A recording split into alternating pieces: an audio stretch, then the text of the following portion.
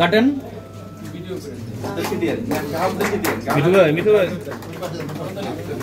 গ্রীষ্মকাল India branch যা যা কাজ করতে পারবে এটাও ফুল সেই কাজই করতে পারবে, কোনোটাই কম করতে পারবে না।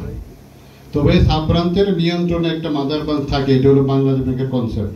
আমরা আশা করছি আপনাদের সার্ভিস সহযোগিতা পেলে এটা আমরা শীঘ্রই একটা পূর্ণ ব্রাঞ্চ করতে পারবো বলে আমি আশা রাখি। আপনাদের উপস্থিতি তাই প্রমাণ করে আর কি যে আপনারা আমাদের সাথে আছেন। তো আমাদের পূর্ববর্তী বক্তা বলে গেছেন এটা আসলে 65 বছর আগের ব্যাংক। আমাদের বাঙালির সাথে এটা ঐতিহ্যবাহী, আমাদের বাঙালির সাথে এটা মিশে আছে।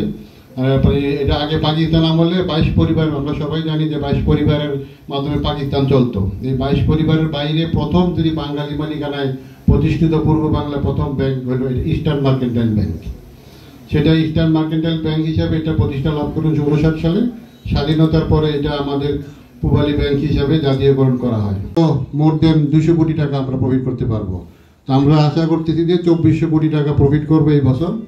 আর আপনারা পত্রিকা দেখে থাকতে পারবেন আমরা যেই ব্যাংকগুলো 8টা ব্যাংক টাকা পয়সা দিতে পারতেছে না বাংলাদেশ জর্জরিত, 8টা ব্যাংকের কিন্তু আমরা অলরেডি 600 কোটি টাকা বাংলাদেশ ব্যাংকের গ্যারান্টি নিয়ে আমরা ঋণ প্রদান করছি।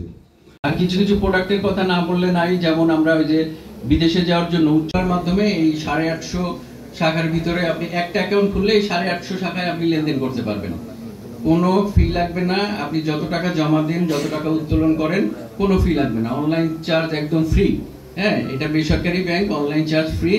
আর দেশের যত বড় বড় গ্রুপ অফ কোম্পানিজ গুলা, আপনার বসুন্ধরা বলেন, আপনার সিটি গ্রুপ বলেন, মেঘনা গ্রুপ বলেন, সবাই আমাদের সাথে। আপনাদের ডিস্ট্রিবিউটরশিপ ডিলারশিপের যে টাকাগুলো আপনারা যত টাকায় জমা দেন, 10 লাখ 20 লাখ 1 কোটি, আপনারা ফ্রি জমা দিতে পারবেন।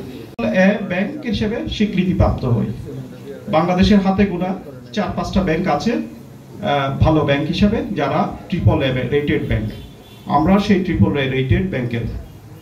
আপনারা ব্যাংকিং যে বাস্তবতা, বর্তমানে যে ধারাবাহিক বিভিন্ন পেপার পত্রিকা এবং আপনাদের নিজেদেরও অভিজ্ঞতার পরিপ্রেক্ষিতে আমাদের যে বেশ কয়েকটি ব্যাংকের যে নাজুক অবস্থা, সেখানে আমরা সগৌরবে ইনশাল্লাহ দাঁড়িয়ে আছি।